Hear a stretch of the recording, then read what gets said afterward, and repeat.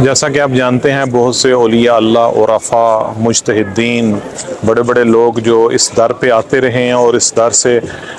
علمی اپنی پیاس بجھاتے تھے، اپنی دعاؤں کو قبول کرواتے ہیں۔ اسی طرح آیت اللہ بہجت سے بھی سنا گیا ہے کہ وہ کہتے ہیں کہ بی بی معصومہ سلام اللہ علیہا اور امام رضا، ان دو بہن بھائیوں کے درمیان کوئی ایسا عجیب سا ربط ہے، ایسا سر ہے کہ جس کو صرف خدا کی ذات ہی جانتی ہے، کہ بعض اوقات زیارت کرنے والے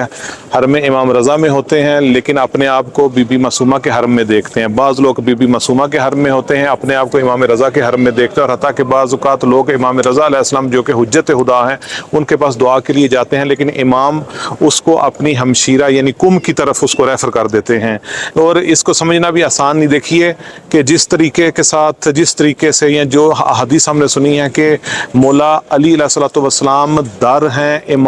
رسول اللہ تک پہنچنے کے لیے، جس طرح سے ابو الفضل العباس یہ در ہیں، یہ وسیلہ ہیں، یہ ایک راستہ ہے امام حسین تک پہنچنے کے لیے، اسی طرح بی بی فاطمہ معصومہ سلام اللہ علیہا کا حرم یہ در ہے امام رضا علیہ السلام کے حرم تک جانے کے لیے۔ لہٰذا ادھر آئیں، عرض ادب کریں اور اپنی حاجات اور اپنے دعاؤں کو قبول و منظور فرمائیں۔ اللهم صل على محمد وآل محمد۔